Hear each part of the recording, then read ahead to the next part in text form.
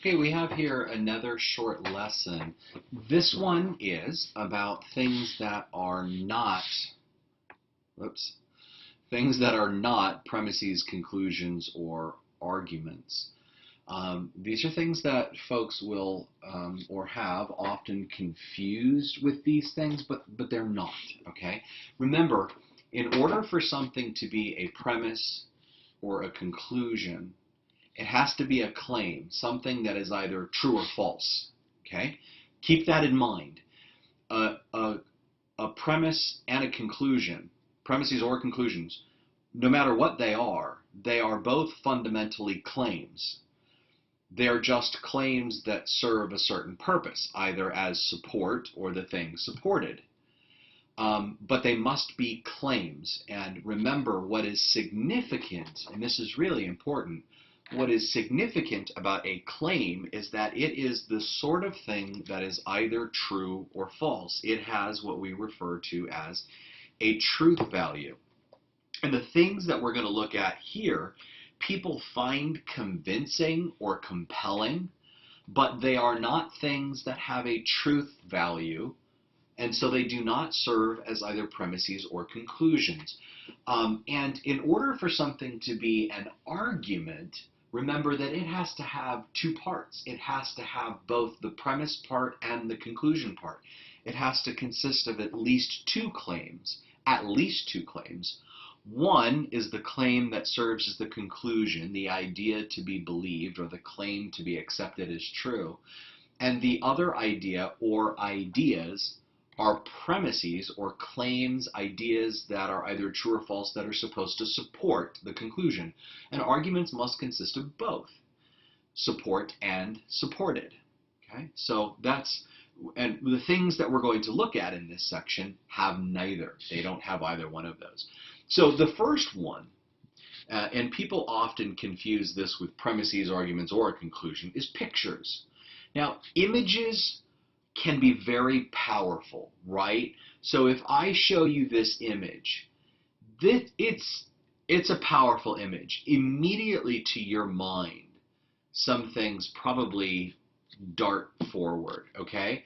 Like what? Well, it can lead us, the picture's compelling, and it can lead us to believe a number of things. Number one, I believe that the dog is suffering. Immediately my mind is drawn to the conclusion that taping a dog's mouth and legs together is wrong. I come to the conclusion quite quickly that the owner is an a-hole, or whoever did this to the dog is an a-hole. And I come to the conclusion that this dog's owner, or whoever did this, probably has some sort of psychological problem, right? Now, I come to believe all of these things, but the image itself is not a claim. It cannot be true or false. If I just showed you the image, if all we had there was the image, notice it would be very weird to say false. That doesn't make any sense. I show you a picture of a puppy in pain, and you say, false. What does that mean? Like images can't be true or false, right? Only claims can be. So if you look, the things that I come to believe as a result of seeing this image, that the dog is suffering, that can be true or false. That's a claim. And that is sort of evidenced in the picture, but the picture itself isn't making a claim. So it can't be any part of an argument. Now notice, we find it compelling, but it's still not an argument. It's still not reason. Here's another picture. Consider this one, right? Whenever somebody wants to sell you something, it seems like invariably they'll take somebody and dress them up in a white lab coat, because we see the white lab coat and we get all excited that you know, that this is a great product, or clearly this works, or something along those lines, right? So in the picture with this guy, right, the image of the guy in a white lab coat wearing glasses, clearly in a pharmacy, right, you can see behind him. This is a common and compelling way for people to sell us things. But notice again that this image, it wouldn't be appropriate to say, after looking at this image, true or false. Now, there's a claim in the image recommended by doctors. That's a claim, and that can be true or false, but that's a claim in the image. The image itself doesn't have a truth value. Images don't have truth values. Images convey ideas that are either true or false, but the image themselves are not true or false. So in this case, we find that the picture moves us emotionally, but images cannot be true or false, so they can't be either a premise, conclusion, or an argument. Okay? That's number one. Number two, feelings. Oh, feelings.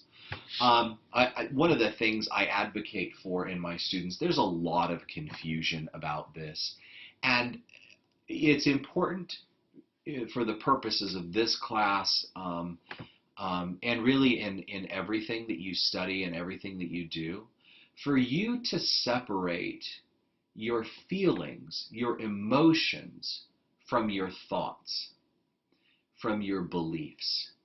Beliefs are the kinds of things that can be true or false. If I believe that, I don't know, wow, I'm trying not to get political. If I believe that my son is at school, that belief, that belief is either true or false. But my feeling of pride in my son isn't true or false, right? When I get angry, it would be really weird for me to get angry with my children. Let's say that my kids are in the back seat of the car and they're fighting on our way to Easton. We're on our way to the mall or something, right? And they're fighting in the back of the car, and I get really, really angry, right? And you can see visibly that I'm upset, and my son looks at me, and I haven't said anything, I haven't claimed anything, but I'm really, really angry, and I give him that look so that he knows I'm angry. It would be very odd for him to look at me and go, false, right? Why?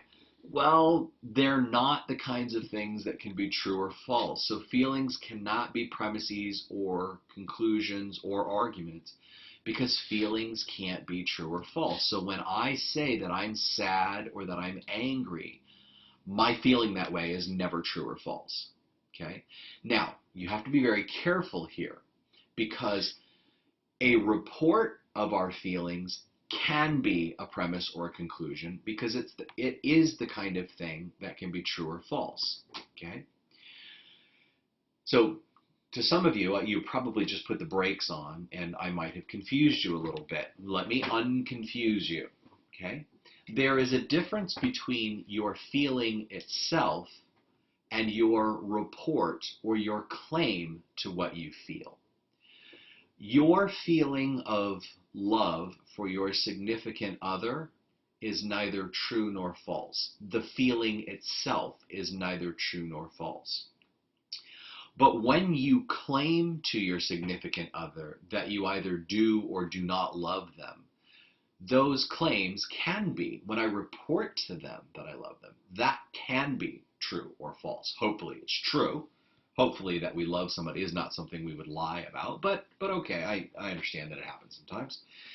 I'll give you another example of this, right? So when my son was very young, we took him to see some animated, my youngest son, when he was very young, we took him to see an animated movie. And some of those animated movies can actually be quite intense for a young mind. And honestly, I think it was like Kung Fu Panda 2 or something like that, right? But there were some fight scenes in there, and something in the movie got really kind of intense. And he was pretty young at that point, and I remember him moving over in his seat so that he was sitting right next to me, like as far as he could over in his seat. And the next thing I know, he's sort of crawling up in my lap, right? Well, it's clear to my mind that he's a little bit worried. He's a little bit afraid, okay? And now, his being afraid isn't true or false. It just is, right? But after the movie, we were walking out, and I picked him up, and I was carrying him out just to talk to him a little bit. And I said, hey, did you get a little scared during the movie? And he, no. Well, I know that's not true, right? His report that he didn't become afraid during the movie is false. I know he did. So his feeling itself isn't true or false, but his report of it can be. And that's the way that works. So feelings are never premises. That you feel a certain way about something is neither true nor false, so it can never contribute to an argument. But sometimes our report of our feeling can contribute to an argument. If, for example, I might make the following argument where I'm reporting my feeling. Premise one, I'm really afraid of heights. Therefore, here's my conclusion, I should not skydive or rock climb, okay? All right, well, now I've got an argument, and my report of my feeling, not the feeling itself, but my report of my feeling now plays a role in establishing the truth that I should not skydive or rock climb, and I'm offering that as an argument. Now I've got an argument, and so the report of my feelings can play that role, but my feelings themselves play no role. Okay, I hope that was clear. If it's not, shoot me an email. All right, next one, if-then sentences. If-then sentences are claims, and as claims, they are either true or false, and so they can be part of an argument, either as a premise or conclusion. They are not, however, arguments. I do not make an argument when I tell my kids, if you don't clean your room, then you will go to bed early. What I've done is I've made a complex claim, and that complex claim is either true or false, but that complex claim is not an argument itself. It can be a premise, but it is not itself an argument. One other point is that the if-then statement really is a claim that has two parts. It's what we call a complex claim. Neither part of that itself can be either a premise or a conclusion. So if I tell my kids, if you finish your homework, then you'll be allowed to stay up late. Let's say that I make that assertion to them. Well, that if-then statement really has two claims in it. Number one, if you finish your homework, or you will finish your homework, and two, you will be able to stay up late. The if-then part is sort of the preface part. So the content of each claim is, you will finish your homework, you will be able to stay up late. Well, notice it doesn't, the premise, the if statement by itself isn't true or false. If you finish your homework, if I said that to you, you'd say, then what, right? You'd be waiting, then what? Because you don't know if that claim, if you finish your homework, is true or false until you know what the consequence is, right? Likewise, if I just turn to you and I say, then you'll be able to stay up late. You'll say, when will I be able to stay up late? Under what conditions? Or what are you talking about? You'd think I smoke crack, right? What are you talking about? The then part needs the if part to be true or false. So neither part of that complex claim by itself can be either a premise or conclusion. It takes the entire if-then claim. Okay? All right. Next one is a list of facts. Lists of facts. They can be premises, they can be part of an argument, they can sometimes be the conclusion, but not by themselves. List of facts provide evidence, but that evidence has to be sort of coupled with other principles to get you to a conclusion, or needs premises to establish that as a conclusion. So a list of facts by itself can be a premise, it can be a conclusion, but it cannot be either by itself, okay? Needs other ideas there. But so lists of facts are not arguments. There must also be an expression of inference or an assertion that implies something or the other, okay? All right, last one. These are causal statements. Whenever we assert something, A because B, it's raining.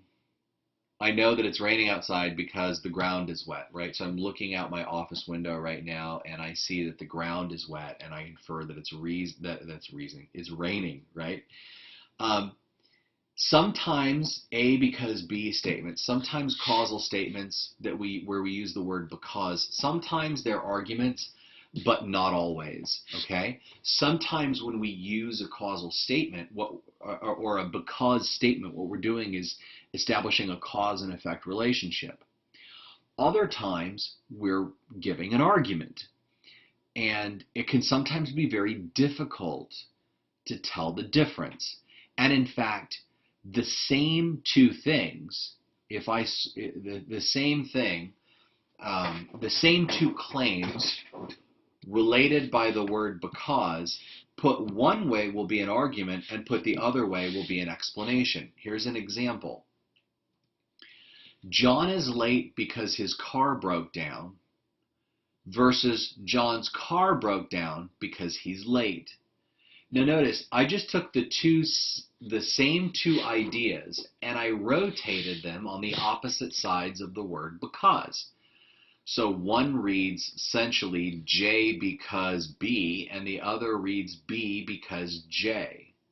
Or John is late, so late, L, right? L because B or B because L. And all I did was I took the same content and I just rotated it around the word because. Well, one of these is an argument.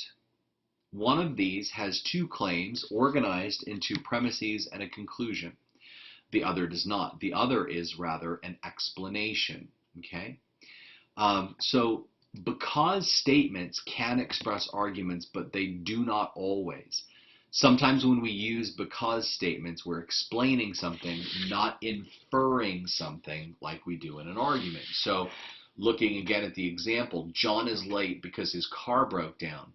In that instance, do you think that I'm explaining why John is late, or do you think I'm trying to prove that John is late? What do you think I'm trying to do? I'm probably there trying to explain why John is late. So I'm offering you an explanation, not an argument. In the second sentence, John's car must have broken down because he's late. Am I trying to prove to you or establish to you or get you to believe that John's car broke down? Or am I trying to explain that John's car broke down? Well, here I'm arguing, I'm trying to convince or get you to infer or to believe that John's car broke down. Why? Well, because he's late, right? We would couple that with another idea. The only reason he would be late is if his car broke down, so clearly his car broke down. It can be very difficult sometimes to tell whether a because statement is an argument or an explanation. And so I've got this shortcut route to doing it that I want to teach you here, okay, in the last bullet point here. Focus on what comes after the word because. Okay. If what comes after the word because is the cause of what comes before it, then you have a cause and effect argument. Sorry, I'm going slow here so you can really think about this as I go. If what comes after the word because is evidence of what comes before the word because, then you have an argument. So with that in mind, go back to the example above. John is late is evidence that his car broke down. I'm sorry, we focus on what comes after the word because. John's car breaking down is his evidence of his being late, or is it the cause of his being late? Focus on what comes after the word because. The fact that his car broke down, which is the claim that comes after the word because, is the cause of his being late. So there, I'm not making an argument, I'm making a cause and effect statement.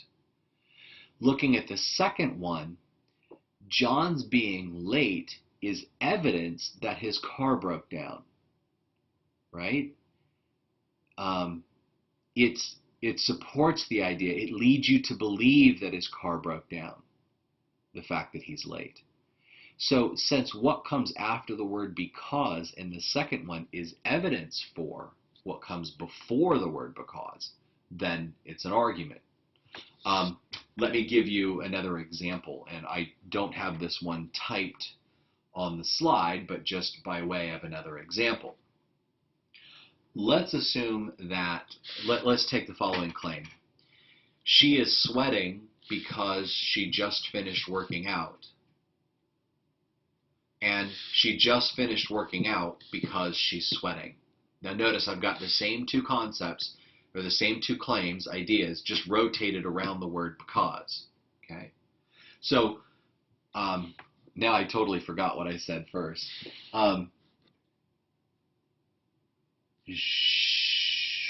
Let's see, the first one I said is that she is sweating because she just finished working out. Her working out causes her to sweat, right? She is sweating because she just finished working out. Because working out causes sweating, everybody with me? We know that that's a cause and effect relationship. What comes after the word because is the cause of what comes before it. But if I swap that and say, now I should have written this down because now I can't remember which one I put which. Let me think about this a second. Actually, I'm reading my notes here. She just finished working out because she's sweating. Sorry, I should have known that. She just finished working out because she's sweating. Notice that the sweat is evidence of working out. Sweat doesn't cause working out, right? Everybody with me? It doesn't cause working out, but it's evidence that you worked out. So now we've got an argument. Okay, so I hope that made sense. Sorry about the delay on that. You list them and then you forget what order you list them in, and then I've got to look through my notes that are over here to try to figure out which one I listed first for you. The perils of teaching. Anyways, I hope that's helpful to you. That should be. That shortcut should work every time. Literally just focus on what comes after the word because. And if it's the cause of what comes before it, then you got a cause and effect. If it's evidence for, if it's evidence, then you have an argument. I tell you what, let's try another example. If I say that there is smoke in here because there's a fire out there, fire causes smoke. Fire is not evidence of smoke. It causes smoke. So I've got a cause and effect explanation. But if I say there's a fire out there because there's smoke in here, now notice I've changed things up, right? I'm indicating that you should believe that there's a fire out there because there's smoke in here, and the smoke in here is evidence of a fire out there. So again, the same two just swapped around the word because. One is an explanation, the other is an argument. Okay? All right, I hope that was helpful.